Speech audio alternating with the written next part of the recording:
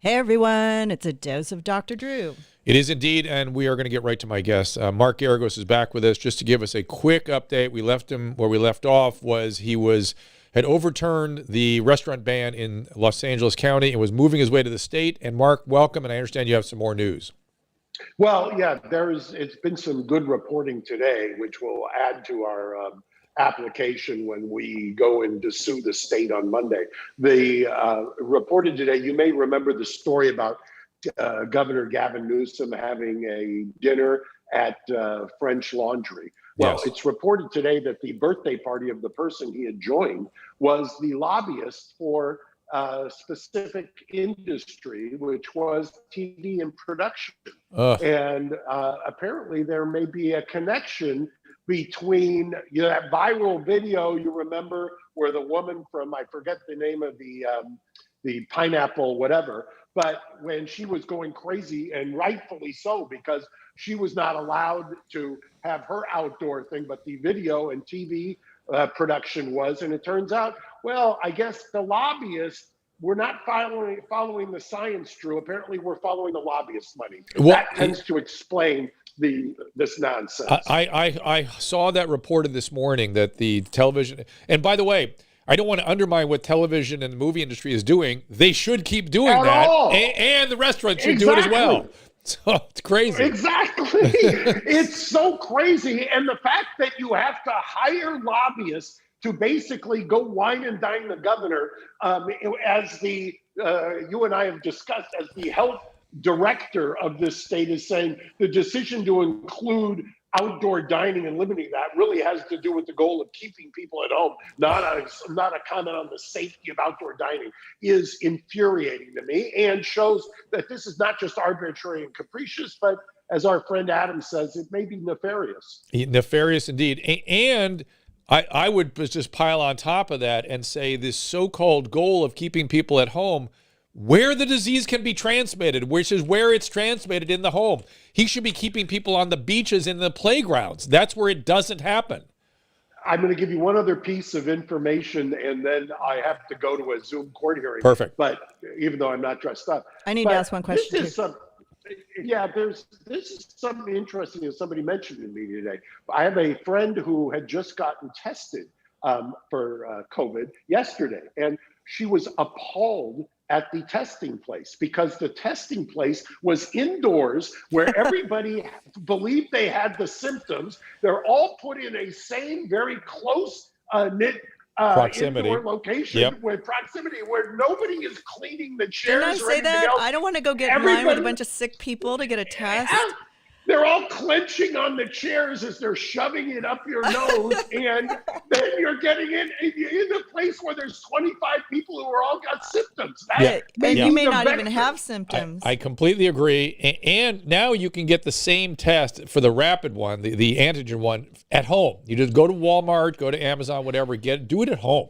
Don't go out and do it if you need it. And if you want to do it for free, then you line up with your car. That's an okay way to do it. Hey, Mark, I don't want to take too much more of your time, but could this be a federal lawsuit too?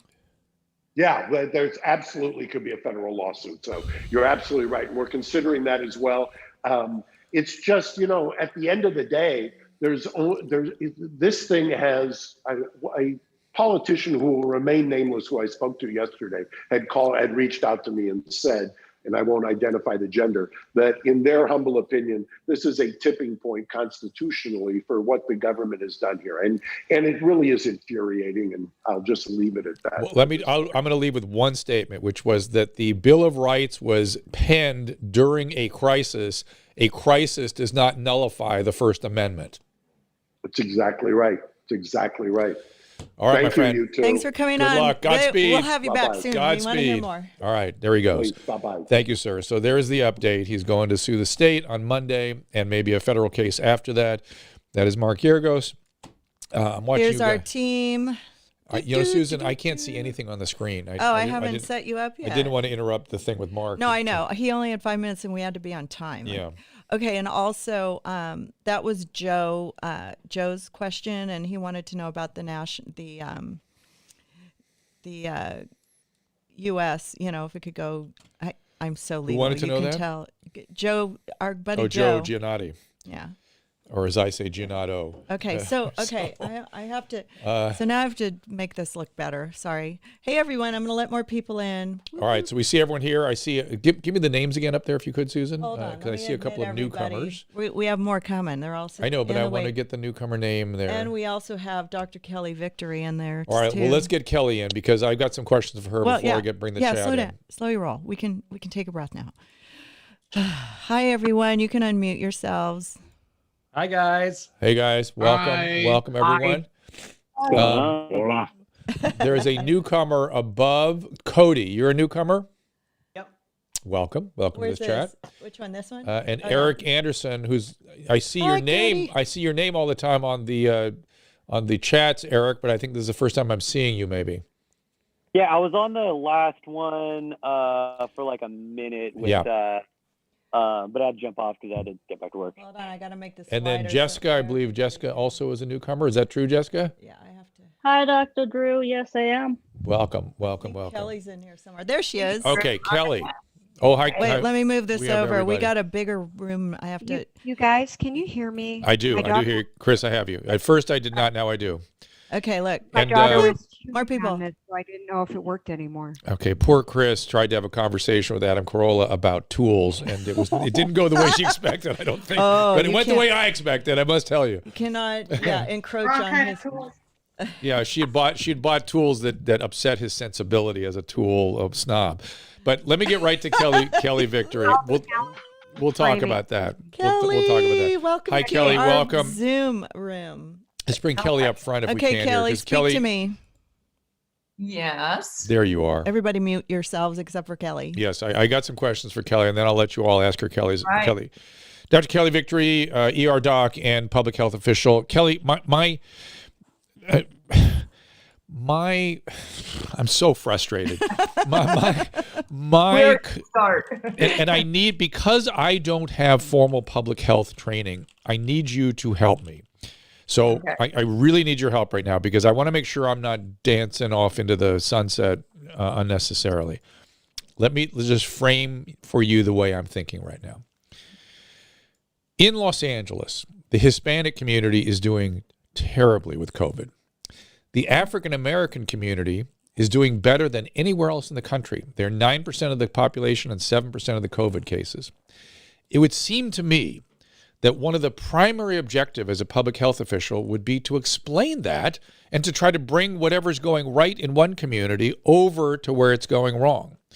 And the way I think about this is we have public health officials using a sledgehammer to shut things down and try to affect public health change in ways that is non-evidence-based. Correct. When the history, correct me if I'm wrong, of public health is when there's an outbreak, i.e. typhoid fever on that island of Manhattan in the turn of the century, you go study it, you find the source, and you contain it. Lo and behold, Typhoid Mary, they found Typhoid Mary, stopped the typhoid outbreak in Manhattan. What the F happened to our public health officials? Why aren't they doing what I consider public health? Or am I just old-fashioned? Or has something changed? Help me, Kelly. I'm awash in this thinking right now. No, well, let's break down a little bit of what you're talking about into some smaller pieces, Drew. Okay. But fundamentally, you are correct. Public health in general has lost its collective mind in our time. That's what it seems like. Yeah. No, let's start with things. For starters, the mandate of public health is to consider the effect of a particular outbreak, not just infectious disease, of any particular disease, heart disease, diabetes, as well as the effect and the ramifications of any particular response to that outbreak on the entire public. So let me stop you. And I would imagine, ER docs, internists, we have a pediatrician sitting in my state's public health office. I'm not sure the pediatricians, because they're not so used to infectious diseases with adults the way we are, nor are they used to death and dying the way we are. I'm not sure pediatricians can make these decisions, but okay. Is it not the case that you would need some randomized control, something to show the evidence for the decision you make for every given decision? Well, precisely. So what I was going to say, Drew, is that when you come to see me in my office, or you're my patient in the ER, you're shot in the chest, or you're having a heart attack, my relationship is just with you. That relationship is sacrosanct, and you are my one and only priority. Right. When I put on my public health hat, I have to leave that aside. I now need to look at the impact on the entire population, and not just physical health, but economic health, psychological health, spiritual health. So each time I make a decision to do something, whether it's something as simple as mask wearing, something like a lockdown, a school closure, limiting the capacity in a restaurant or a bar, I am obligated to look at the impact that that decision will have on possibly the control of the particular disease, in this case, COVID-19, but also look at the impact that that is going to have on the entire population. Now, so you're darn right. You better be basing it in science. You better have some hard data. Well, but I would argue, I'm gonna stop, because I'd argue it's more than data. You need experimentation. You need you need something, some sort of model that proves the decision. What I'm thinking about, for instance, is the model of keeping everyone in their home. I know of no model that's been tested that that's a good move. Well, in fact, quite the opposite. Right.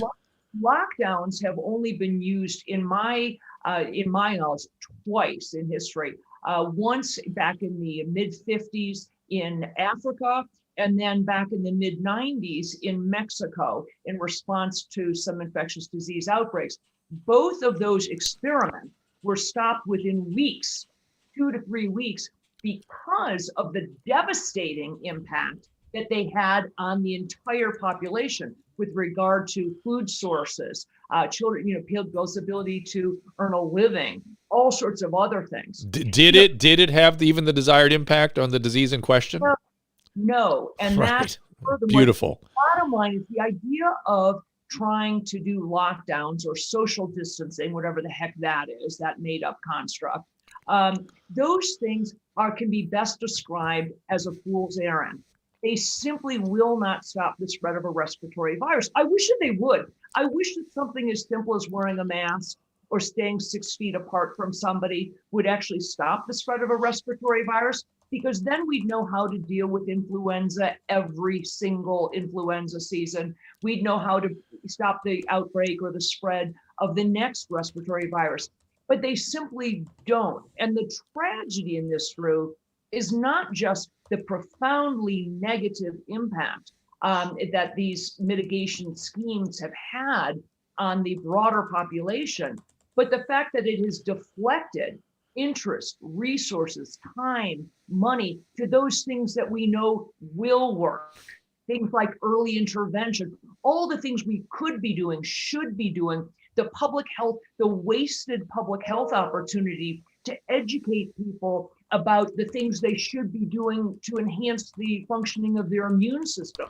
The idea that 80% of all African Americans are vitamin D deficient, 50% of Hispanics are vitamin D deficient, and 30% of Caucasians are vitamin D deficient. And we know that move by itself, getting your vitamin D levels into the desired range of 30 nanograms per milliliter, that by itself decreases your chance of getting COVID-19 by 50%.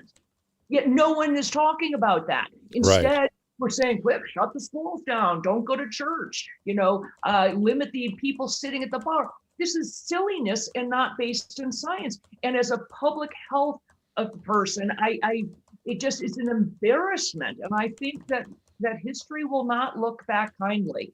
I don't think so. For making these decisions. I think you're absolutely right. I think this will be looked at with grave consequence or grave. I don't know. We will not look on it kindly. I agree with you. So back to using a scalpel as opposed to a sledgehammer. Wouldn't you want to know why in the city of Los Angeles, the only city in the country where African Americans are doing so good, why aren't they explaining that? They're not even addressing it. They're pretending it's not happening, which is also weird. And then I'd like to know what's going on with the Hispanics, because the Hispanic community is just getting eviscerated in this town. And primarily that's the community that's getting sick right now.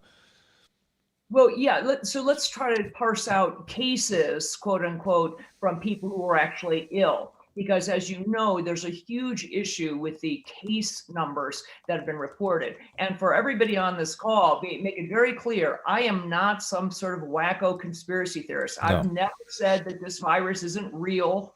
It's absolutely real. There are certainly many people who can become ill from it. Yep. There are many people who have died from it.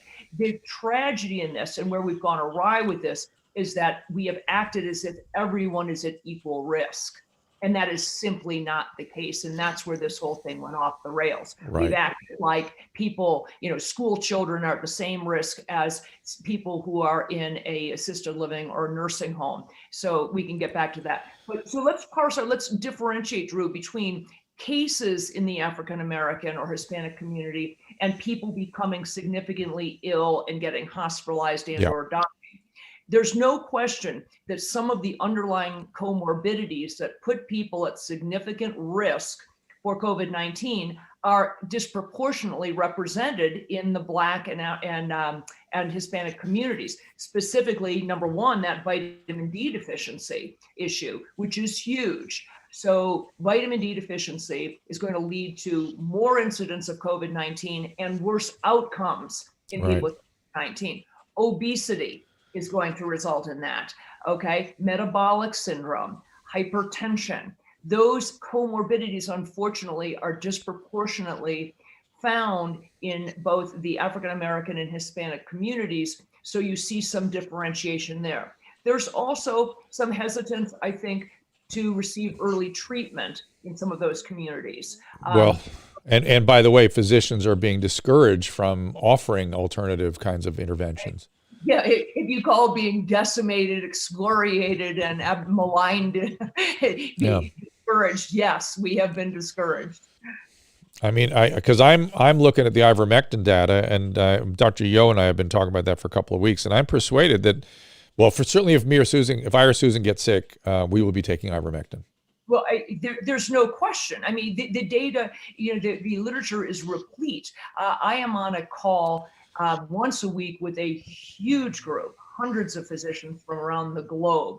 And amongst all of us, we have tens of thousands of patients who have been treated with either ivermectin and zinc or hydroxychloroquine and zinc, plus Zithromax. So amongst all of us, we have tens of thousands of patients who have not been hospitalized, who have recovered uneventfully. The idea that we are, I mean, if you look at it this way, it's sort of, really fringe to talk about hydroxychloroquine or ivermectin. These are medications, to be clear, that have been FDA approved, hydroxychloroquine in particular, for 6.5 decades. Yeah. Listen, Okay. and I told you I did my internal medicine. We do these board updates every couple of years called the MKSAP. I was shocked to see on my rheumatology boards this year that they recommended for our lupus patients on hydroxychloroquine to stay on it during pregnancy. I've never seen that recommendation for any other medication. It's crazy. Right. So you're talking about a drug that has a safety profile. Hundreds of millions of people have taken hydroxychloroquine and ivermectin around the globe. It's over the counter in most countries. The United States is rare that it's not over the counter. So you're talking about drugs that are absolutely, we've got so much safety data on those two medications. Yet, you're really out there on the fringe if you suggest using them because they're so dangerous. Then you take a vaccine that's been around for 4 months, isn't FDA approved yet, and we're talking about making it mandatory.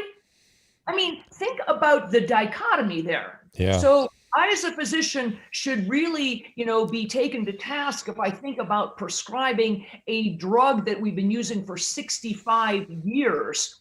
But it's totally okay to talk about mandating a vaccine that isn't even FDA approved yet and just started being produced 4 months ago. It's a little lopsided. Oh my God, I didn't even think of that. It's a little lopsided. Yeah, I know. I get it. I see that lopsided point of view. Two other things I want to bring. I wanted to let another Zoomer in, but I have to tell him to mute their mic. Okay. Hi, Diana. Make sure you mute your mic. Diana's our nurse, so let's bring her in too. But the two other sort of Mute your mic, Diana. Hi. Hi, Diana. That's her picture. Yeah. So two other things, Kelly, that I've seen. Go ahead and mute your mics, mic. everyone. I can't, if you join the Zoom after we start the show, I can't let you in unless you mute your mic. So I Kelly, talk to me. Yes. there you I'm go. here. That's how you come forward is when you talk. Oh, sorry. So two interesting things I've seen, and now I don't even remember the mechanism, but I saw a mechanism whereby medications in the category doxycycline seem to have some ability to interfere with viral intracytoplasmic replication. So Right. in my mind, I might add that to the ivermectin if we get sick, number one. And number two, I've seen some interesting data about the MMR vaccine conferring some immunity against COVID. Have you seen that? I have not seen that. There certainly could be theoretically some vaccine overlap. With regard to the doxycycline, no question, the addition, and in fact, the failed studies on hydroxychloroquine have been because the ones that were, quote, failed that showed it made no difference is because either they gave it too late, they gave too high a dose, they gave a lethal dose. I mean, why someone would give the doses they gave is questionable. Or they didn't give it along with both zinc and zithromax. Zithromycin is another antibiotic. We know that you need either the doxycycline or the zithromax, not frankly because of its antibiotic properties, but for the reason you just said, Drew, because it is an antibiotic, but it seems to do something that interferes with the viral replication cycle. So whether you're taking ivermectin or hydroxychloroquine, you would need to do it in conjunction with zinc and one of those antibiotics. Which is I've not seen a mechanism for azithromycin that really impressed me, but I saw a doxycycline. I forget even what it was, but I remember reading an article thinking, oh, there it is. That makes perfect sense to me. So any event. So what do we do with the functioning of public health right now? It seems like they have, I don't understand what they're doing. Do you? Yeah. I really don't. I have to say, I really don't, because even, as you know, I was highly censored early on. I've been saying the exact same thing since February on a daily basis. And, I spend a lot of time on radio and television talking about this. I was heavily censored and continue to be on every social media platform. Initially, they took down one of your shows recently that we did with you as well. Right. They take them down all the time. And initially it was because I quote unquote said things that did not support the stance of the World Health Organization. Well, lo and behold, fast forward, the World Health Organization now freely admits lockdowns are a really bad idea. They do far more harm than good. What I was saying back in February. Turns out they're suggesting schools should be open. They now acknowledge children not only don't get COVID, are at almost zero risk. Sorry, you guys. Sorry. Go ahead. Keep going. But they don't spread it. The concern about kids, them saying, okay, well, kids don't get it, but they're going to bring it home to mom or spread it to the teacher or bring it home to an elderly grandparent. Turns out that's, as I said back in February, simply isn't the case. So the World Health Organization has really kind of done a 180. Yep. Even Anthony, St. Fauci and the CDC have come on board. I'm going to have a garden gnome made. Oh my God, that's funny. Let's sell those on Dose of Dr. Drew. Exactly. I'll make a portion. That's very funny. So even the CDC and Anthony Fauci have come out and said, wow, schools should be open. But we have really, and I put myself in public health, unfortunately, have lost the public trust, because when you flip-flop like that, when you flip-flop on masks, when you flip-flop on school closures, on the value of lockdowns, on whether or not, when you come out and do what they've done in the state of California and other states, and you close down outdoor dining without a shred of evidence that is going to make a difference. And in fact, in California, in LA County, they had collected the evidence. They did the contact tracing and showed that outdoor dining didn't even make the top 10. This is their data, not mine. Hey, and by the way, Kelly, we just heard from Mark Geragos, the attorney. that they shut down restaurant outdoor dining, but allowed the continuation of outdoor dining for television and movie productions Right. on the parking lots of the very same restaurants that they'd shut down. And he found out the infamous dinner at the French Laundry was with the lobbyist that pushed that through. Precisely. And so Perfect. the words that come to mind are inconsistent and capricious. Yes, capricious. It absolutely doesn't make sense. And so these sorts of things undermine the public health. And so I look with a broader purview and say, what the heck are we going to do when the next really bad things comes down the pike and you want people to listen and pay attention? This is the proverbial, boy who cried wolf. Well, the press has really been that boy who cried wolf, as I've been saying, since the Italian outbreak, which now I think we can look back on and say that was a mismanaged, that was just bad healthcare delivery. Yeah, it was a mismanaged outbreak. Number one. Number two, back then they were using the words cataclysmic, grim, staggering to describe what was happening there. So what's happening now? Is it infinitely staggering? I mean, what do we call this? Right. And in fact, if you look at the countries that largely let people make their own decisions about mask wearing, that didn't do lockdowns, you could take Sweden or Denmark, places that didn't do these lockdowns and don't have, as a result, the smoldering crater where their economy used to be. Yeah.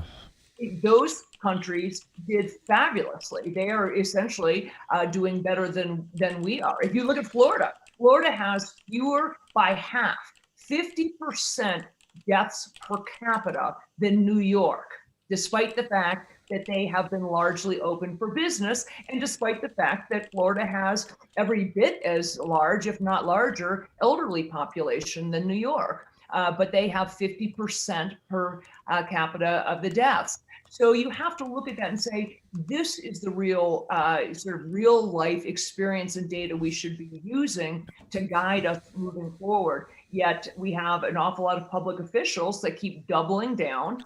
And I would also talk a little bit about, at least in California, the idea that they are using the census, hospital and ICU census as a parameter. Let me take you. Let me take you through that, because I had that experience. I'm going to let the Twitter group or the Zoom group ask Kelly some questions. Unmute themselves. No, not yet. Not yet. Wait. I'm going to first walk through this one story so you get a sense of what's going on.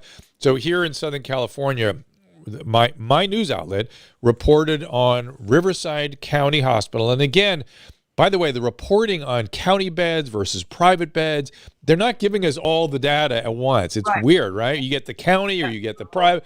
I can't figure out what's going on overall, but this was a Riverside County hospital that was filling up. They expanded their ICU capacity. Here was the headline: hospital full, ICU overflowing. They put ICU beds in a storage closet. They put ICU beds in a storage closet. What do you think a hospital is? So I looked into it. Here's what happened. They had a neonatal ICU that they shut down, that they were using for storage temporarily.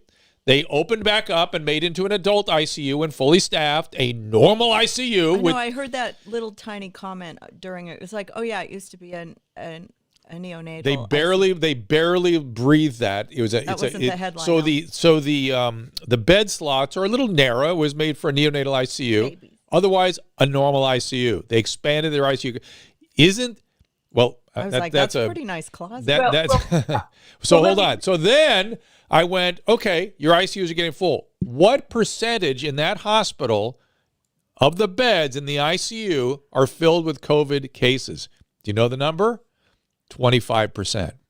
Right. 20. Well, Go ahead. The issue, it is as intellectually dishonest as anything that's happened during this pandemic. Yeah. And here's what, first of all, and you and I have talked about this on previous shows, Drew, when they use the absolutely random number of 85%, when Governor Newsom said, we're going to set off the alarm bells and go into all-out lockdown if ICUs reach 85% capacity. Well, let me tell you, as well as I do, Drew, hospitals aim. They run, yes. Between 85 and 92% capacity. That's right. That's their sweet spot. Yep. When a hospital ICU falls below 85% capacity, the CFO and the COO are chewing on their fingernails. Yeah. So, but let me ask you this: isn't this was the other question I wanted to ask you? So I'm glad we got to this. Isn't part of the responsibility of the public health officials to expand capacity? Isn't that part of their responsibility? But instead, they are using this as a cudgel to sort of to beat people into believing that the healthcare system is being overwhelmed. It gets worse, Drew. I hope what happened was, so first of all, the 85% by itself is a random number, and hospitals aim their sweet spot is to have their ICU capacity around 88, maybe 90%. Right, and let's what she's talking about is they may have 30 beds in the ICU, but they'll drop down to 20 beds typically, or 18 beds, and staff that up. And then they'll call that 100%, or they'll have one extra nursing staff available, and they'll call it 95% full. They still have the actual beds. The staffing just has to get expanded. Right. And so the other thing is right now, and I just found this out this week, in California, what they're doing in California is they have decided that in a particular hospital, any given hospital, only 30% of the ICU beds can be designated for COVID patients. So the 85% that Gavin Newsom is talking about is when the ICU reaches 85% of the 30% that they said you could put COVID patients in. So the ICU may in fact be at 20% capacity, Drew. They're just talking about when 85% of that 1/3. I get it, man. I understand it because I used to work. Okay, I gotta let in another person. Before you do, while you're doing that, let me read this because something just came through on my right here. He might pop on the screen. My medical publications. Here's a quote from former Congressman Patrick Kennedy, who's a very significant mental health advocate. Our country is in serious denial about the full impact of mental health in this country, and certainly as part of this pandemic. It's reinforced when all we hear from Dr. Fauci, is about the physical effects of the disease. We're seeing suffering on a whole new, unprecedented scale. So Patrick Kennedy and the National Institute of Mental Health are starting to make noise, thank God, because you and I talked about the overall health of the responsibility of the public health system, and that's the piece they've been abjectly in denial about. Exactly. So you look at even something like the UN did a study, and this has been out now since I believe the first week of August. The UN did a study and came out and said that as a result of the lockdowns, as a result of the response worldwide to this pandemic, they anticipate that 213 million people will starve to death. 250 million people will starve to death, not from COVID, but because of our response, our botched response to COVID. No kidding. So let's COVID lateral damage. COVID lateral damage. I like that. I like that. Yeah. So let's bring our group in. Okay. Susan, how are you going to get people to step up and ask questions of Dr. Victory? Well, let me get. Why don't you raise your hands and I'll call the name if you have a question for her. Okay, Monica Ricci, go ahead. Monica. Hi, Dr. Victory. I love you. And so I have seen and heard conflicting reports. Shocking, I know. What is your thought about asymptomatic spreading? True or false? Okay. It's a great question, and you are right because it's driven so much of the pandemic response. If COVID-19 spread significantly by asymptomatic people, it would be the first respiratory virus in the history of mankind to do so. It simply isn't the case. There's a reason these people are asymptomatic. And they're asymptomatic either because they don't carry a significant enough viral load to be able to actually spread it, or because the virus they are harboring isn't capable of being transmitted or replicating. And even Anthony Fauci back in March, and I've got the snippet of video, he said it, acknowledged it on film back in March. Asymptomatic people are not responsible for the spread of respiratory viruses. What you will see though, Kelly, is you will see them hedge their bet and say, Well, we may be meaning pre-symptomatic people. We're not sure. Now, pre-symptomatic could spread, right? Right. Okay, so people understand what you mean. It is theoretically possible that there is a moment in time in which you have become infected. Right. So you have, legitimate virus that's capable of replicating, capable of causing disease. You've gotten it, but it's so early that you just haven't started to develop symptoms yet. Yeah. So you are what we would call pre-symptomatic. So there is a theoretical risk that in that moment in time in which the virus is there, it's replicating, but you haven't spiked the fever yet, you haven't started to cough, but it is, so it's theoretically possible, but it certainly is not the driver of this or any other. Right. I've seen a lot of COVID in the last 2 months, and guess what the story is in every single circumstance that I've clinically dealt with it. A 20-something comes home, infects the household. That's 5 people are sick in the household, in the house. It transmit. So now you have an R naught of 5 because they stuck people in the house together. Right. This is what I'm seeing constantly.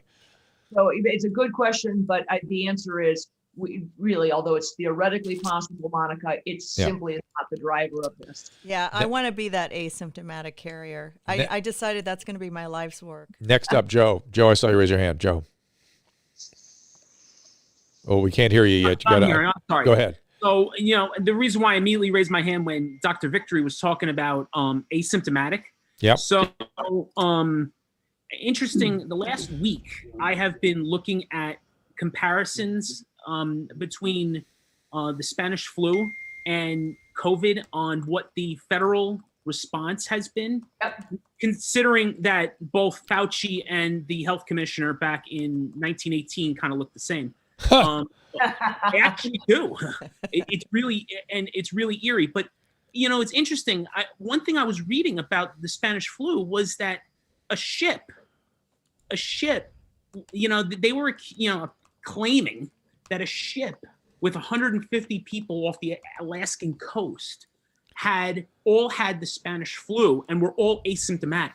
So, it's interesting. One thing I'm noticing is that, today in 2020, they're using very similar patterns of the masks, of the social distancing. Joe, I will argue that we've run the exact same course with the masks and the social distancing and made all the same mistakes and had all the same reactions in terms of hysteria and conspiracy theories. We've done the only thing different is that was done locality by locality, and the public health departments were realistic about what they were asking people to do. That was the only difference. Otherwise, all the same stuff happened. Same thing. Because the Spanish flu is 10 times more deadly, people were locking themselves up. Right. That's right. Not the government. Right. The other thing is that the target group, the people who are significantly at risk from the Spanish flu, was a totally different group. Unlike other respiratory viruses, the Spanish flu was unique because the target group were healthy people between 18 and 49, the exact opposite really of what we have with this one. So there's no question they were people largely in the working population. There were people largely who were otherwise out and about. So it was a very different at-risk population than we're facing now with COVID-19. I want to ask one more thing. Go ahead. Why is no one promoting, at least at the federal level and certainly at the state level, why is no one promoting good health? Well, this has been Drew knows, this has been my soapbox from the beginning. The things that we could be doing, we've missed a golden opportunity in public health to talk about those things, because at some point, number one, believe it or not, this COVID-19 pandemic is going to end. The masks are going to go away, social distancing is going to go away, and we could have taken this period of time to coach people on the importance of things that actually have a meaningful, long-lasting effect on your immune system. Vitamin D, zinc, adequate sleep, stress management, regular exercise, all of those things that we know enhance the function. And Kelly, I would argue an opportunity to find out more. Like I was saying at the beginning, certain communities are doing better. Why? Certain communities are doing worse. Why? And let's be honest about what that is. And maybe it's failures of how we deliver health care. Maybe it's living conditions. Maybe it's nutritional choices. You're right. These are golden opportunities. Kristen, you had a question. There you are. I think I hear you. Hi there. Hey.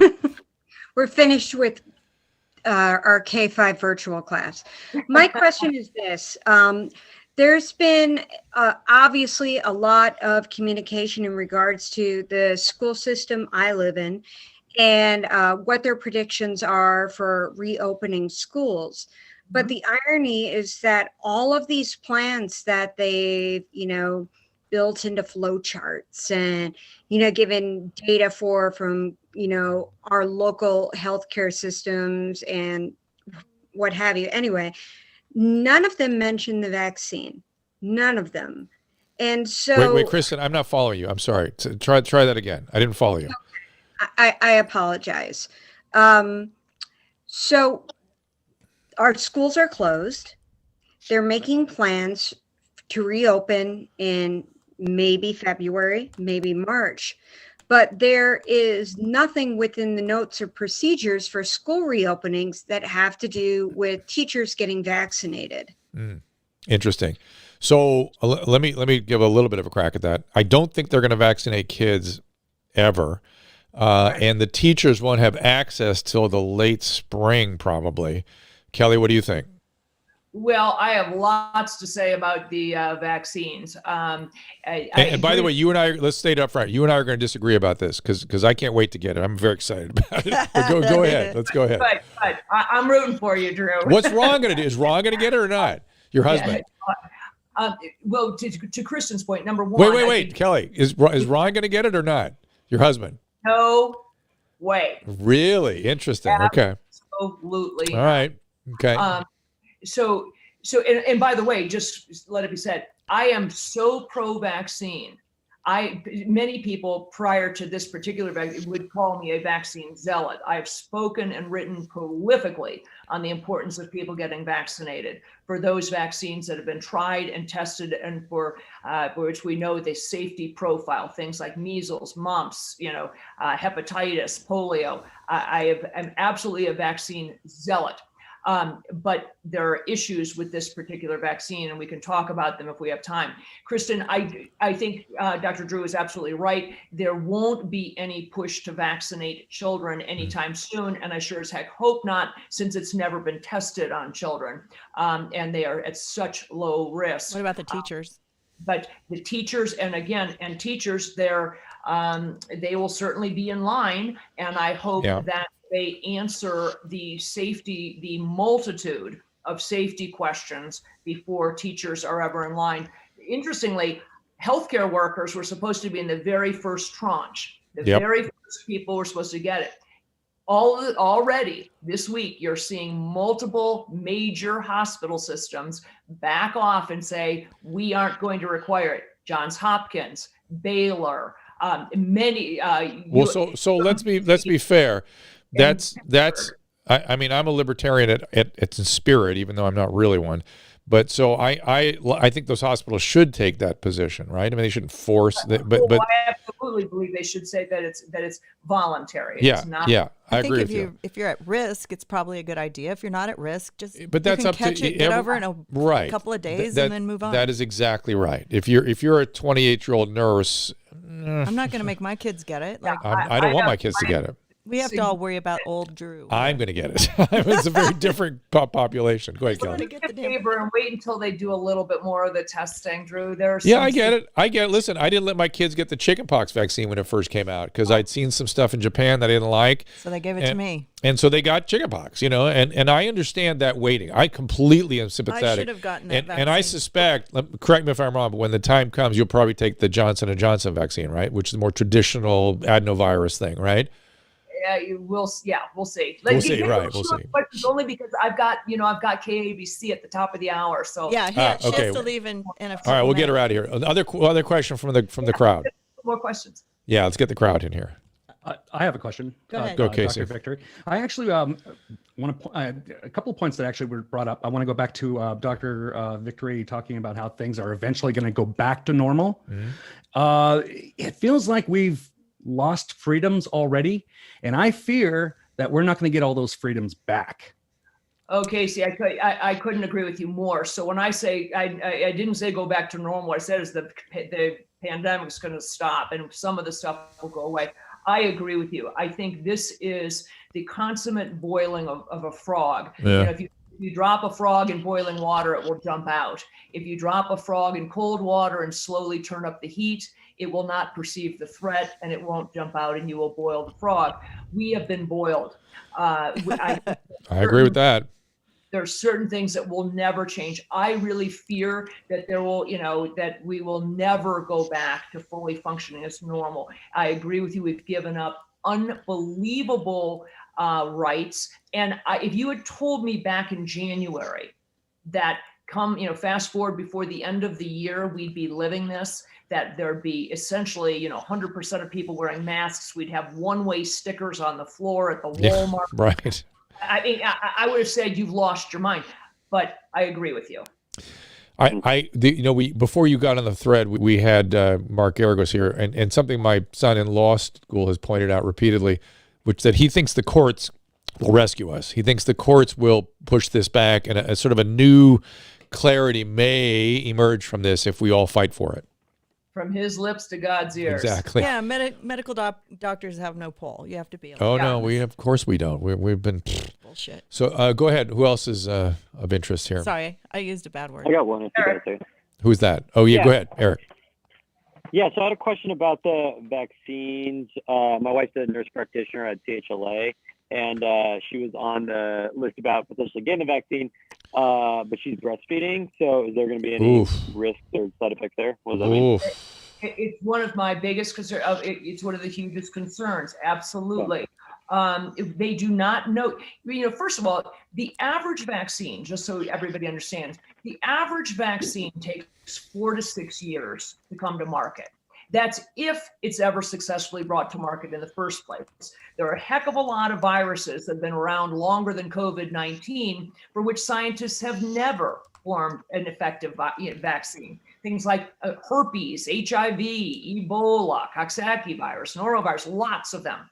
So how do you get a vaccine to market in 4 to 6 months as opposed to 4 to 6 years? $2 billion. $2 billion maybe. No, it's not just about money. There's no substitute for time. Yeah. What you do is you skip steps. And the steps that were skipped in this particular vaccine is that every one of the vaccine makers petitioned to forego animal studies, for starters. They didn't do the animal studies. They went directly to human trials.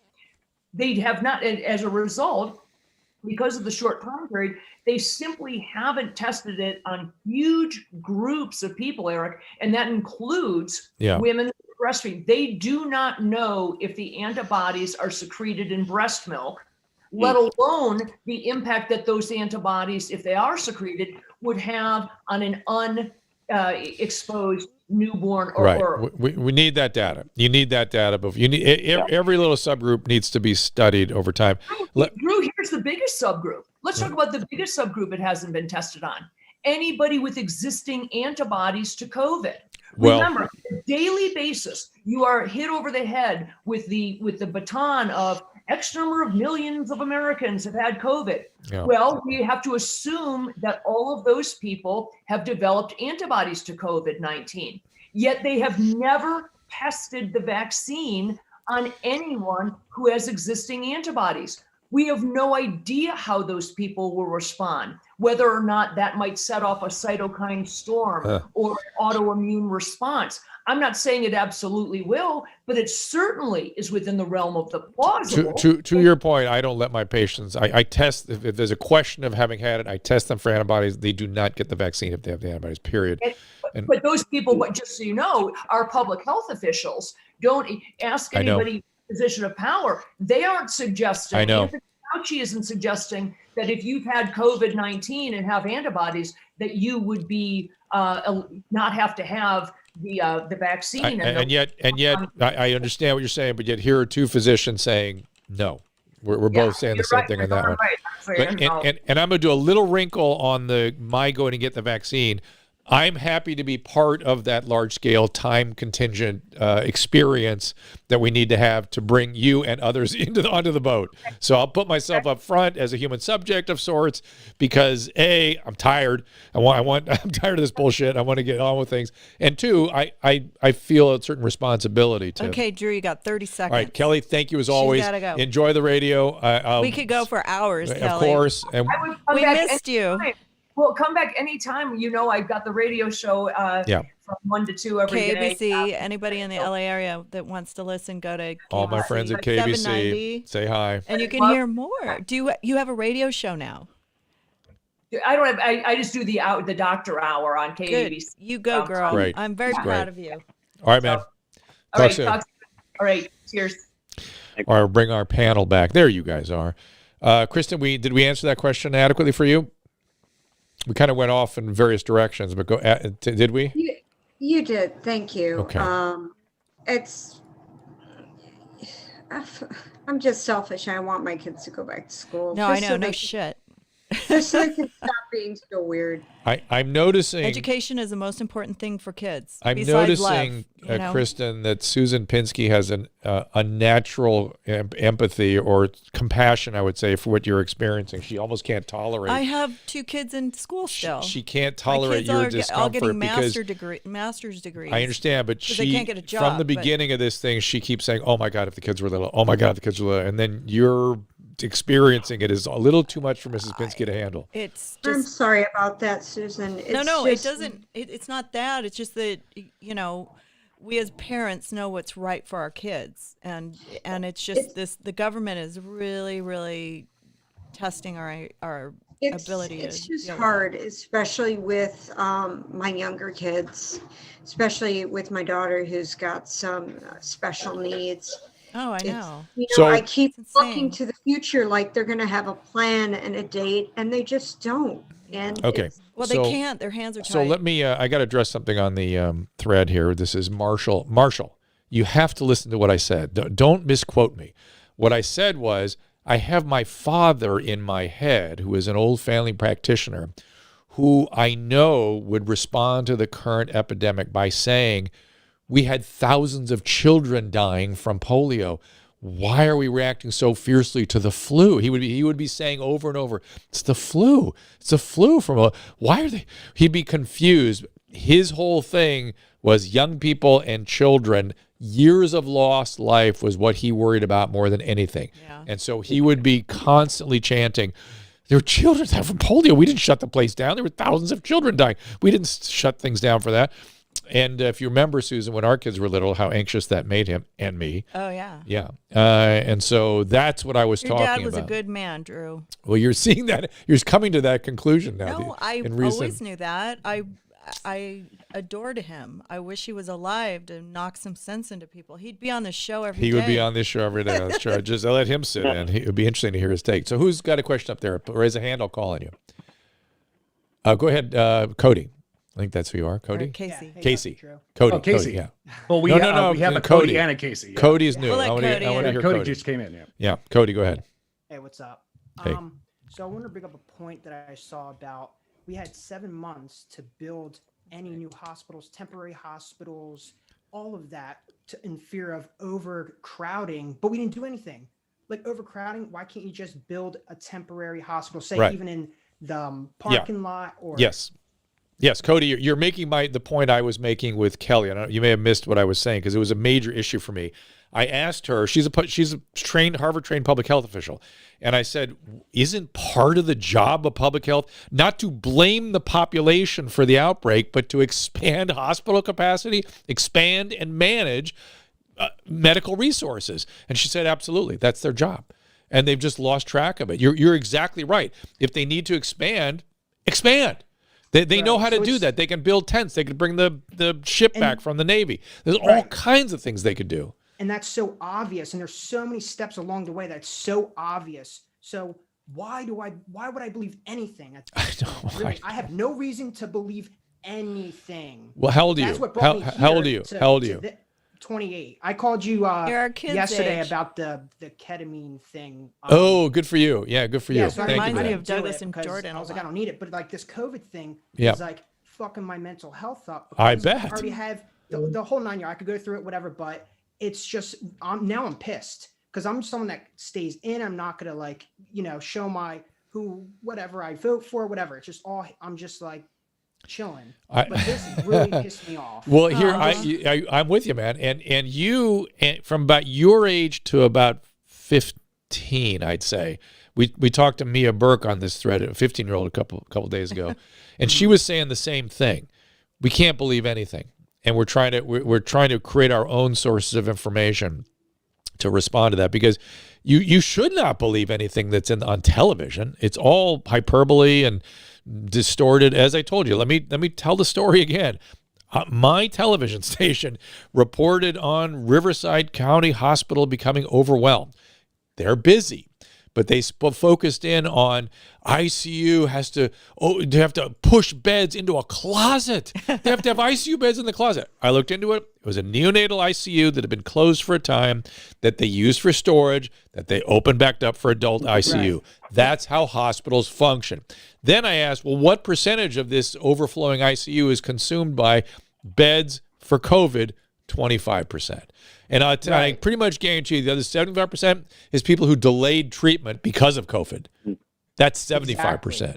So yes, sir. Yes, Cody, I'm with you. I posted on Locals also that a study where it's like, just the headline was today, it's a 9/11, it's sorry, I have a call coming. It's 9/11, it's everything, every single day. I'm like, are you fucking kidding me? First you say COVID related, so it's like, what the hell does that even mean? And it's like, seriously, you're trying to tell me, and it's on Facebook, I saw it like 6 times already, saying like it's a 9/11, it's a World War II, whatever, every single day. And I'm like, really? Like this is so first of all, slow clap for Cody. slow clap. You're giving me faith that young people are using their heads and using their brains and are assessing the information that's bearing down on us and making your own determinations. Good for you. Pay attention, critical thought, look at the facts, don't accept anything at face value. Looks to the government, even with like handouts, like, oh, when they want your check, and like, sure, I understand that because if you need money, but it's like, we can't look to the government for answers. You have to look in yourself, and you have to know the answers for yourself. And the more that you rely on the government is the more that this shit's going to happen. So let's bring the group back in. Anybody else inspired by what Cody's saying? Let's bring Drew, actually, Casey, go ahead. Cody and I have actually been talking on Locals, quite a bit interesting. About the panic porn and all this other stuff. And actually, this brought up something. Why are we comparing Spanish flu, which was super, super deadly, to COVID with a 99% survival rate? I don't get because it is a respiratory virus. It has a similar R0. It caught us similarly off guard. It seemed to respond to masks. It killed young people is the difference. We don't really know the fatality rate. We just don't know it. It might have been around 1 or 2%, right? But it killed young people. That was what was different about it. And I would urge people like Cody, whose minds are operating, to think. One of the ways to assess the numbers to look at is look at excess deaths and how the pattern of excess death goes. And if you see it go up and then go down, that tells you that the people that died in the excess deaths would have died a little bit later. And that's reflected in the graph of going up and going down. The other thing is what was I also going to tell people to pay attention to? Shoot, my brain. Joe's raising his hand too. Okay, Joe, I'll get Joe back in here in a second. He's very excited. But we love you, Joe. He's muted. But the other thing to think about is you're muted, Joe. That's why. Oh shoot, what's the data? Was the excess deaths, and in terms of the Spanish flu and deaths and excess death. Think in terms of years of life lost. This is what I was responding to when I was saying my dad. So you multiply, if a 20-year-old dies, that's 65 years of life lost. If an 80-year-old dies, that's 3 years of life lost. So if there's a lot of 80-year-olds, that does not supplant a few 20-year-olds, which is why the World War II and the 9/11 doesn't apply here. Does not apply. If you actually took the number of young people that died from COVID, meaning let's say under the age of 50, versus the number of young people that died in World War II or 9/11, there would simply be no comparison. Joe, what's up? And I think that's what Joe's trying to say right now. I think he has that number. Well, yeah, but you guys are not gonna believe this. So Okay. Go ahead. I've been starting to feel a bit warm within the last about hour and a half. You got a fever? You're gonna laugh. It's just over 100, and I don't understand how I got it. Now this is what I have currently on my. Yeah, good. Oh, geez. 98%. That's good. And your pulse is, but I was going to say high. That's because you're having an anxiety attack. No. Yeah. Well, maybe, but fever raises your pulse, but that's even a little higher than I would expect from 100-degree fever. And COVID is associated with tachycardia. Joe. So, Joe, you need to get tested. I don't know if you want to maybe get one of those, Walmart tests sent to you or something.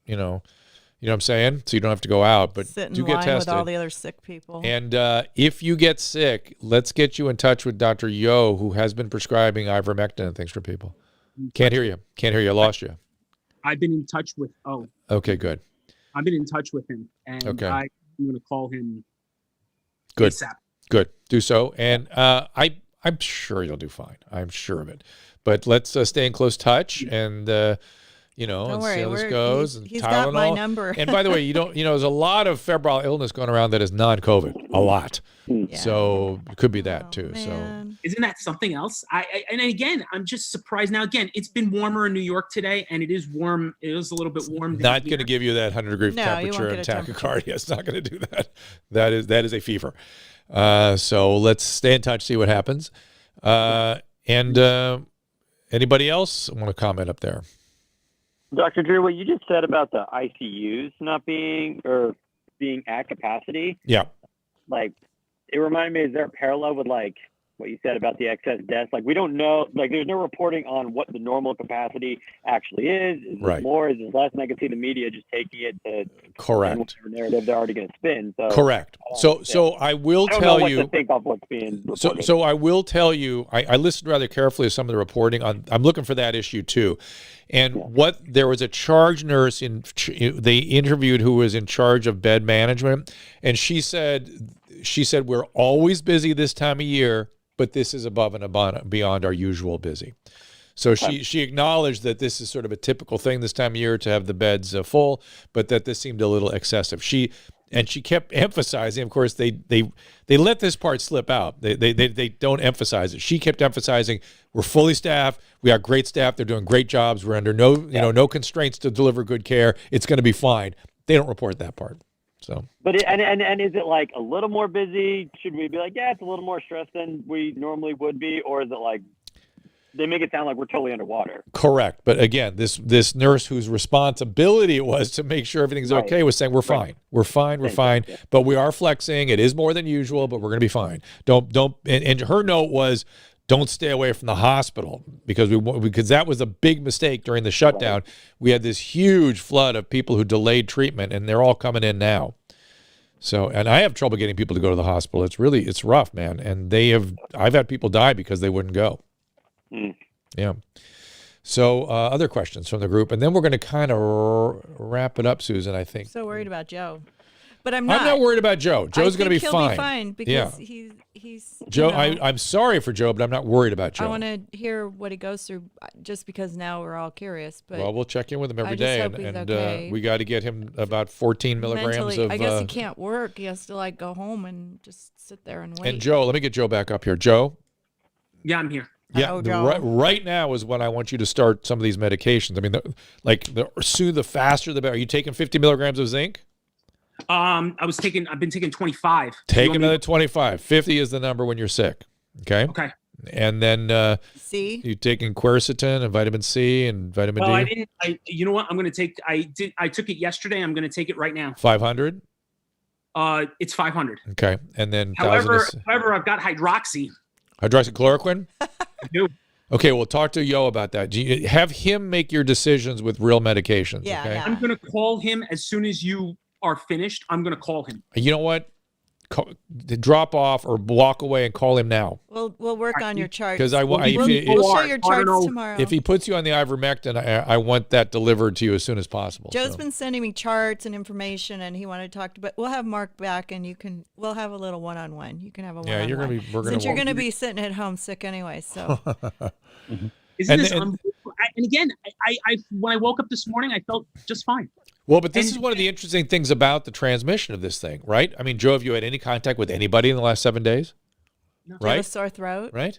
I mean, isn't that incredible? I mean, that should tell Just you. a fever. So one of the things, I didn't have a chance to ask Kelly this, but one of my little theories is that this virus is just going to do what it does. It goes up for about a month, and the slope of the speed with which it goes up is determined by I don't know what.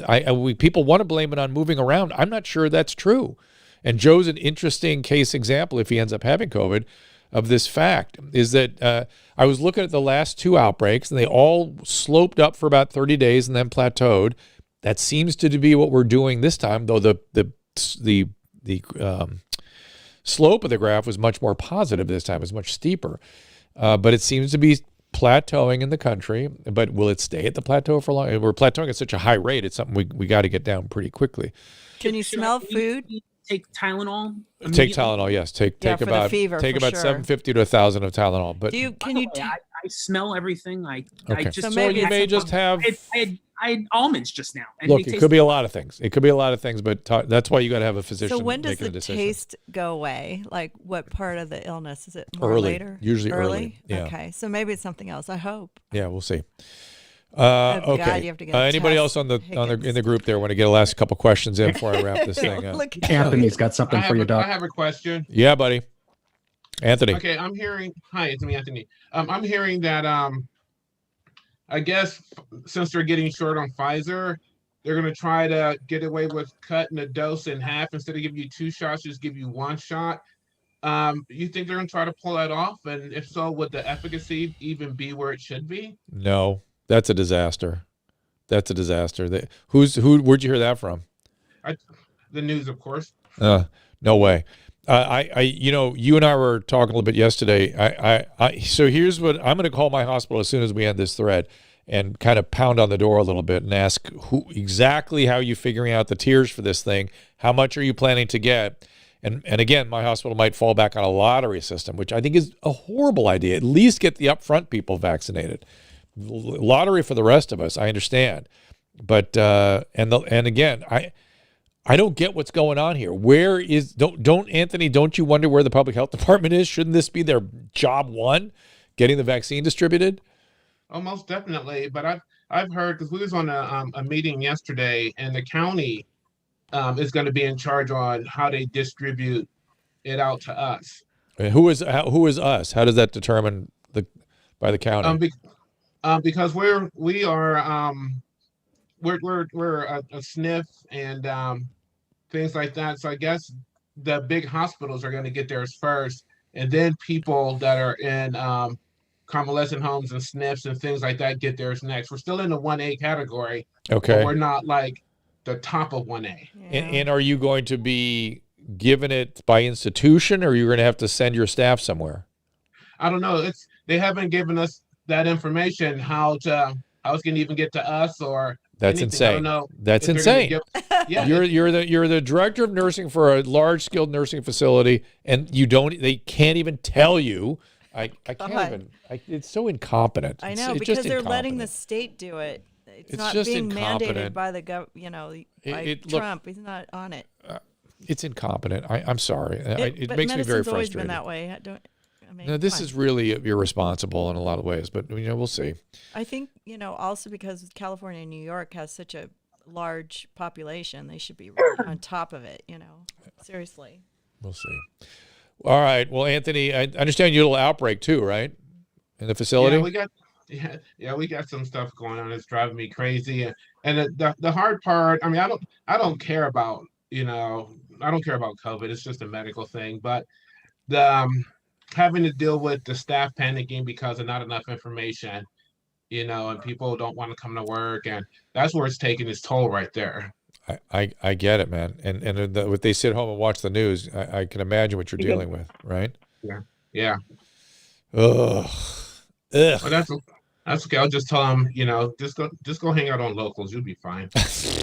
There you go. Don't spend too much. I'm getting worried about you. You're getting addicted to these platforms. I want to see you out taking care of patients. I love that my idea has now become everybody else's format. I dig it. I'm so happy. All right. Well, Susan, this is all you're doing. Yeah, we've all got this. Monica. She's got her local show. We've got Casey. Know he's got that his local Susan is show. dreamed up these threads. She dreamed up the local. She's doing everything. So I know. And the locals person was like, I don't know if you should do that. That doesn't seem like a good way. But we do have.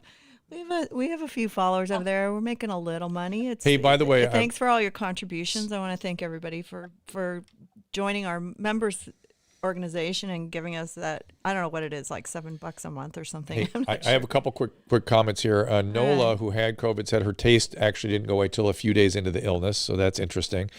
And Poor Bob Joe. is saying, how do I request the Johnson & Johnson vaccine? Just go to their website. They have a what the heck is it called? They have a name for their organization.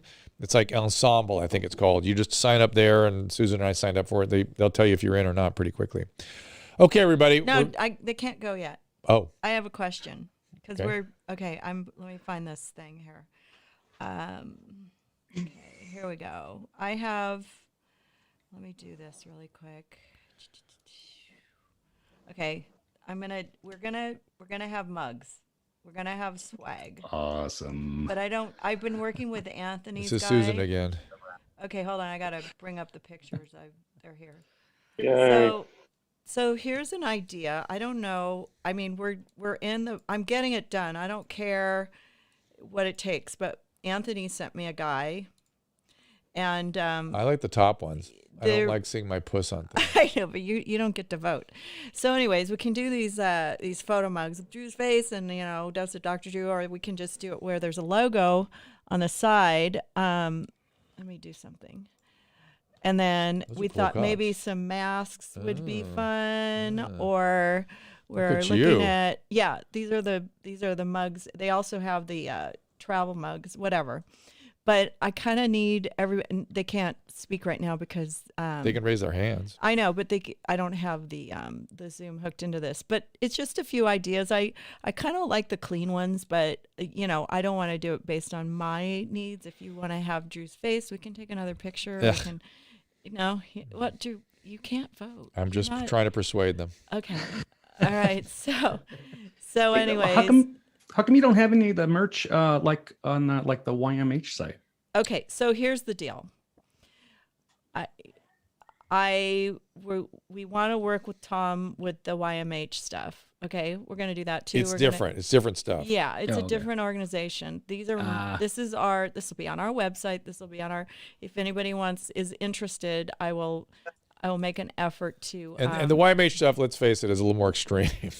Right. So, anyways, I want to know if you were going to potentially buy a mug, which style you would prefer.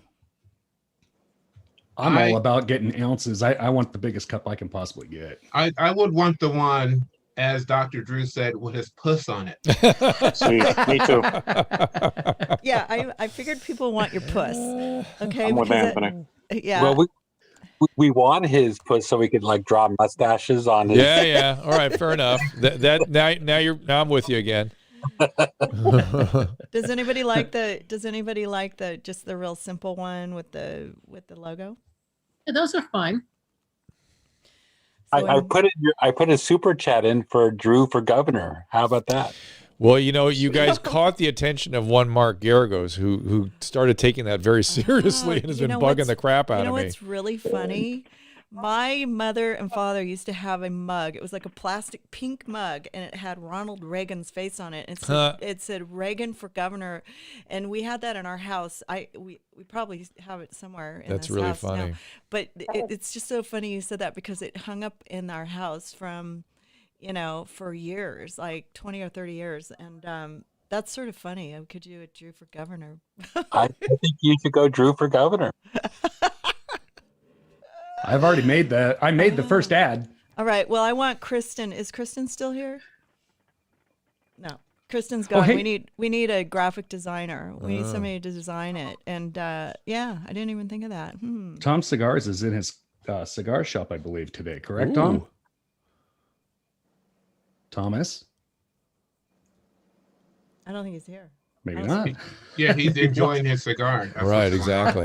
Well, I saw it earlier. He said he was going to be in the shop. Okay, so I didn't get anywhere. Basically, what you guys are saying is you don't like the plain one with just the logo on it. You rather, unless it was a bigger.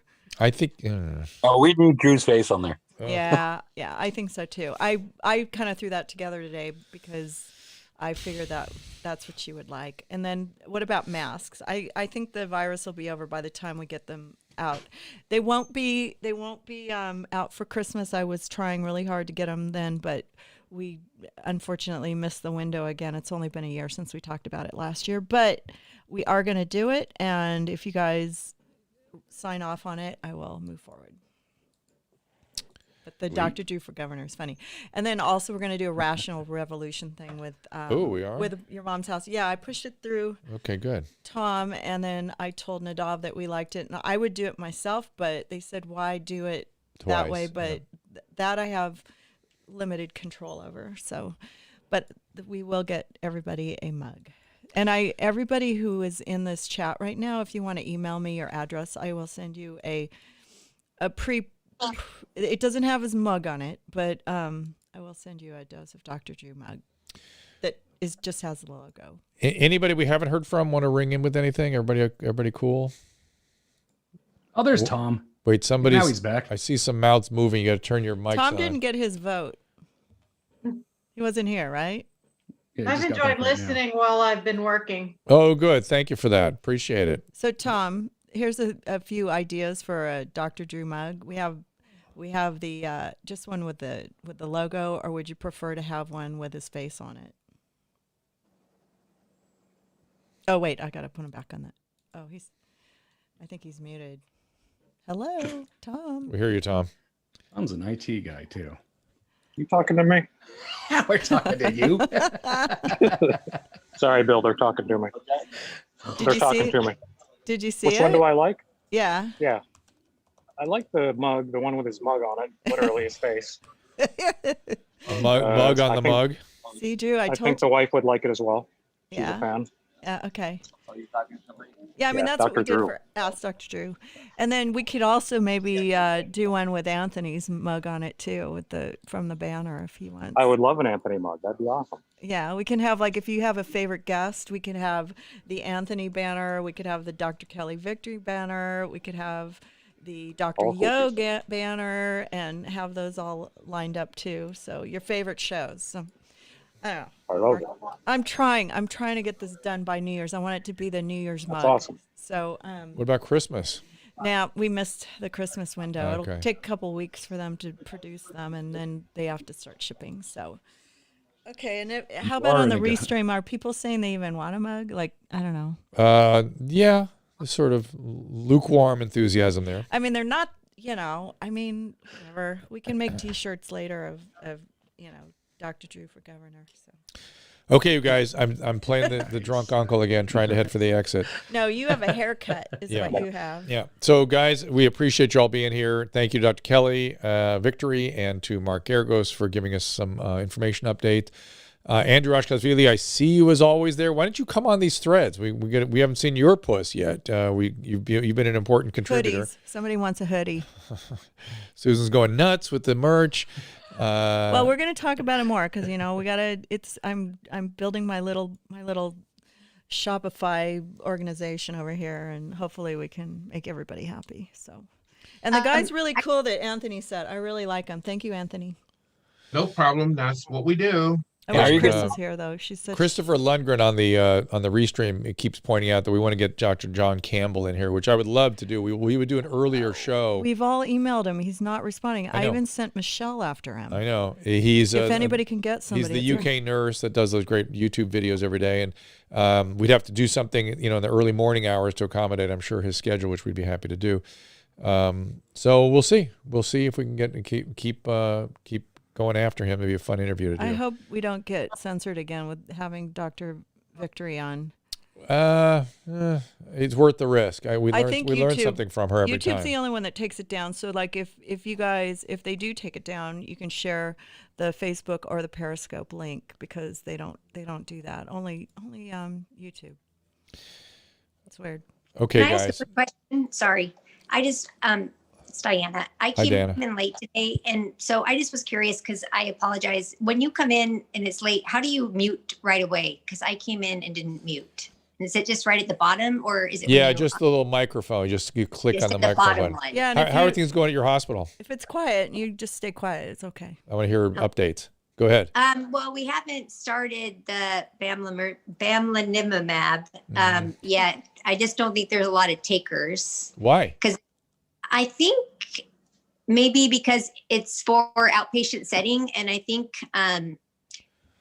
maybe people that aren't in the hospital setting and they're just home, that if their symptoms are not, haven't gotten to moderate, that since this is not FDA approved and it's just emergency use, that maybe they just don't want to risk it. I mean, that's the only thing I think of, because our hospital just got a certain amount for the infusions for outpatients, and then our medical director will call the patients and go through the, what they're, all Yeah, the questions. if I got moderate disease, I would happily take something like that. But both, again, I'm interested in being a human subject and helping move things forward. But Yeah. But the theory behind it makes good sense to me. Do you have to be off steroids to get it? Yeah, well, it has to be mild to moderate. And I think all it is just not hospitalized. And So you then can be on any other combination of medications, just non-hospital. yes, Okay. just Interesting. not hospital. You're not sick enough. Well, I shouldn't say that. That probably isn't correct. I may be wrong on that. Maybe it might be something where the home medications, but I know it was just what I thought that the exclusion criteria was symptoms, hospitalization, and just O2 sats. Yeah. And I think, just those. So, but we haven't had anybody yet. I'm still waiting to do the infusions, and we're also still waiting on getting the vaccines as well. So. And are you guys having outbreaks up there? Well, we've had just recently in our hospital, we did just a couple people, but that was the first time staff. But it's Washington. It's sort of hard to know. I mean, they're definitely have gone back down towards lockdowns, kind of like Oregon is. We're sort of the same as Oregon in that sense. So they're saying that there's an increase in our hospital. I'm looking at your data right now, and really you've never really had much, and you're just getting an outbreak right now. And the hospitalization, everything's going, your things are, it looks like every other state, the hospitalization's going up, death rate going up, cases. And again, the tighter the controls, the worse the outbreaks tend to be right now for whatever reason. Yeah. It looks like you're plateauing though. So that's good news. That's good. That is good news. Okay. Thanks, Dana. Appreciate that update. And Bobby on the stream is saying Seattle is in good shape. Okay, you guys, now I'm going to wrap things up. We appreciate you being on the Zoom. We appreciate you joining us on Locals. And we will try to do more of this across the weekend, Susan. Is that correct? Yeah, we'll be here. We're home. We're going to do something tomorrow, probably? Yeah, let's do it. Okay. So I have a Zoom party tomorrow at 5 too. Yeah, we'll Don't make forget sure it's about not that. at 5. So right. we have dinner tomorrow evening. But Kelly Victory said that was really fun, and she wants to schedule another one. Beautiful. She likes this format. I get that. I think it worked out pretty well today, so I'm very proud of myself. Thank you. Agreed. Patting myself on the back right now. As always, we thank you for all of this. You've created our French underground community from scratch. This is amazing. Yeah, I this did is make awesome. a mistake, though. I did make a mistake, and I know I'm going to get. Nobody pointed it out, but for some reason, Dylan Howard's heading was still on there, even though I put in this amazing heading. So I have to go back into Periscope and change it. I was able to switch it out on YouTube and Facebook, but maybe that'll keep us from getting censored by YouTube interesting. because Kelly's name wasn't in there. Yeah. No, but I don't know how you keep up with all of these different sites, with all of these different products, with the videos and the store and because I'm an artist and I have a website and I can't even keep up with one website.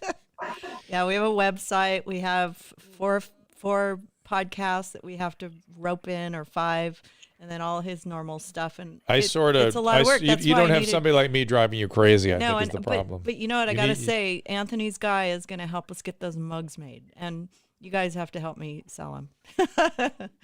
But I mean, they're not giving me like a big maximum or anything. The guy's really cool. It's just good to have, and for whatever reason. But I'm thinking the mug for Drew running for governor. You guys, I'm just starting to think about that. Yes. Drew doesn't have enough bullshit to be a politician. I know. Thanks, Cody. It does concern me. As much as I want it, don't do it. Yeah, whenever people bring it up, I know that's exactly what somebody, when I first thought about it, the way I came back from that idea was somebody said, you can get a lot more done not being a politician, probably. Yeah, that was my point originally. Yeah, no, I was the one that told you that. Although between the homeless and this thing, there's so many things that I'm just, I just wish. But do it for the T-shirts, though. Do the governor for the T-shirts. It's a great slogan. Did you go to Princeton, Cody? No, my dad taught at Princeton, and I was born and raised in Princeton. Oh, nice. What do you teach? Not something with science, because he owns a company that builds satellites and defense systems for the government. Crazy. So, electronic engineer. Crazy shit. Mm-hmm. So Some kind of an engineer like my dad. Mm-hmm. Nice. All right, guys, we are actually wrapping it up now. We loved having you, Cody. Bye, Gene. Bye, Thank you so much, Susan. Bye, Mom. See you, Mommy. Shout out to my sister Maya. Hi. Hi, Maya. I like your mic there too, Cody. Good move. Oh, thanks. It's a Neumann. No. Von Neumann. You should try out the blue. Visit Yeah, your the local blue's cigar good. There's a lot of great Susan, ones out there. I got to go. Okay, go. Okay. You go. We'll still be here for another hour. If you want to keep the stream going, we can do that. But I'm going to stand Don't worry. up. I'm not. I'll probably stand talk up to him from the after you camera. leave. It'll just be an empty space with my weird All right, voice you want to do that? I'll just stand up and Goodbye. Where are you going? You can get your hair cut now? I've got some phone calls to make. Say hi to Monique for me. I got calls to make also. Okay. Ciao. We're gonna make Joe Rogan look like nothing. We're gonna make this like what, a 4 or 5 hour cast? I have an idea about some extra swag. Have you thought about for your After Dark show to sell like lubrication and vibrators or anything? Or Yeah, that's an idea. Holy moly. I don't think Drew's gonna go for that. I do have an idea You can drop ship that stuff and never even have to see it or touch it or anything. We're actually going to do a Sex with Emily segment maybe once a week in the new year. So we sat down with Emily Morse from Sex with Emily, and we've known her for years. Drew, she used to be on Loveline with Drew. And she's got her contract with Sirius is coming up, and she's renegotiating. But we were like, why aren't we together with you? Why aren't we doing this? So, if we get that segment here, I think Your Mom's House is pretty good at what they're doing on their own. But Hey, are we still on? Yeah, you're still on.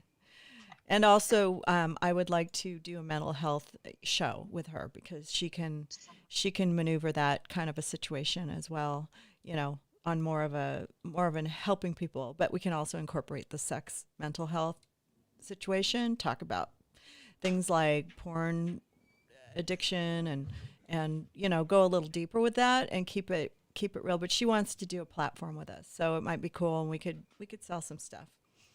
The only thing with selling sex toys on a website is that it won't be allowed in certain countries. So, for example, in Thailand, you can't do anything with sex. So when I went to Thailand, I noticed that I couldn't get drdrew.com in Thailand because of the fact that when we sold the website to Dr. Coop, and they sold a bunch of vibrators and sex toys and stuff on the website, they shut it down because it was too sexually oriented. So we have to be careful with, the branding like that for an international audience. There's so many things, Wow. and didn't realize that. Wow. yeah, and sex is a very hard thing to sell, but Emily has the skill. She can sell it. She makes a lot of money selling toys and doing all that. So maybe we'll just help her sell her toys, And everything that Drew sells and that he puts out on the market, he has to be part of his brand. So, but I like the ideas. I do. I So left we're a hu- message. I left a message with Dr. Yogendra. I mean, I was starting. I had work at 5 o'clock, and I was starting to get ready for work. And all of a sudden, I would say within the last like 45 minutes, I was starting to feel warm. I know, that's crazy. And so what I did was I had the pulse oximeter, and I'm like, let me check my heart rate out. Let me just make sure that everything is kosher. And then when I saw it was like 115 beats a minute, I'm like, So what did Dr. Yo say? no, I'm waiting for. I know he's in the OR today, so Oh, I've got to okay. wait. All right, I can feel your panic, and you didn't go to work today, right? Of course not. I mean, I would have left already. Yeah. I was getting ready to. I was starting to get ready to go. You know, in the old days, if you had a fever, they'd just say, "Too bad, get your ass in here to work." Now you can get out of. You know know, what nothing, I mean? Joe. There's nothing saying that you have COVID, so don't freak No, out. it could very easily be nothing. Yeah, you might just but have the because sniffles. I'm not around people in general. Do you Like I was have just on the phone. do you have a with my cut boss. on you, or some kind of infection that could be? Do you have an STD? Like what's going on, Joe? Yeah, Joe. Okay, so it's a fever doesn't make it burn when you pee. That's something else. It's not from the toilet seat. You're coming in the room, and we start. The minute Drew's gone, we're talking about sex toys and STDs. Yeah, You drive the bus in the opposite direction. Well, I just want to thank you guys. If you have any other ideas about like swag or things, just go ahead and put it on locals and give me ideas. I wish Chris was here because she's such an artist too. I know we have another artist here, but I would love some ideas. All I from do her. is paint.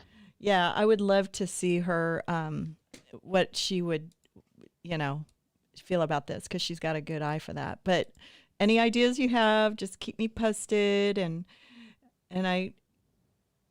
Joe. Thank you for the support, and Susan, we'll be in touch. Yeah, just keep us posted, and if you need anything, we'll be here for you. All And of you then guys. on the homework list, as for the homework list, we're hunting down Dr. John Campbell, right? Yeah, I had Drew emailed him, and also my friend Michelle, who booked when we used to do the opium and the other show, the weekly infusion show. She did a medically related podcast. She brought me a lot of medical professionals, but for some reason, I don't know, I have to get back to her and see, but I asked her a week ago or a week and a half ago to put out the feeler, and I gave him, we had the email address, but he just doesn't respond. So, it's not, he doesn't have like a PR person, and I don't know if he must get a million emails too. So, or he just doesn't, I don't know, maybe he doesn't he just goes, yeah, I'm not going to do that. Forget it. But we're trying. So yeah, if anything you can do, go for it, Casey. Help us out. I'm on it. Okay. Hey, Susan, did you talk about also that you guys, for the Dose of Dr. Drew, thinking about doing like t-shirts or sweatshirts? Yes, we were talking about that. Oh, let me show you the mugs and the cups and stuff again. So we have, let me open this up. Oops. Okay, so let's see. This is the Dose of Dr. Drew mug idea. I mean, there's probably better ones. We could do better. We were thinking maybe a mask, Ask Dr. Drew, or Dose of Dr. Drew. And then there's one here that's they have the coffee mugs. We have, these kind that are very simple and, easy, like nothing glam, but everybody kind of agreed that they wanted to have his face on there. So, for sure. Right? Yeah. I agree. Everybody but Drew. I mean, I would like the set with the, without the thing on there, but anyways, that was what we talked about. This is a start. It's just to get a relationship going with an organization that makes and ships, and then we'll set up something and move on from there. We also wanted to do the Rational Revolution logo on something, but I think your mom's house is going to take over for that. And then once we get things going, we can, there's a lot of things we can do, I think it would be fun maybe to have a few of our guests who have been on the show as a mug, if you'd prefer that, like Anthony, for example, or, Dr. Victory, if you want to. it would be cool. It'd be like if you could do a bunch of different mugs and different faces, and it'd be like collect all of them. It'd be good for sales. That's So an idea. Like, for example, we could do this on there, today's banner with the two guests that you guys were on, and then put something fun on it, or, picture of your face on there or whatever. So, yeah, we're working on it. I'm moving forward on the first mug prototype, and hopefully we'll get the system up running. And, because I appreciate the fact that somebody else is doing all the work for me. But Caleb, my engineer / web guy, is going to be very instrumental in helping us get it all up on the website and whatnot, and help it, get the shop working. So, when you put your credit card in, it just goes to the right place and the mug shows up on your porch. So that's another job in itself. So thanks you guys. I really appreciate it. And anything else before I sign off? Yeah, I just want to say, go ahead, Monica. Oh, I just wanted to know, I had looked into print on demand and drop shipping companies for my merchandise, and Printful is one that keeps coming up really highly rated, and it integrates with Shopify. So nice.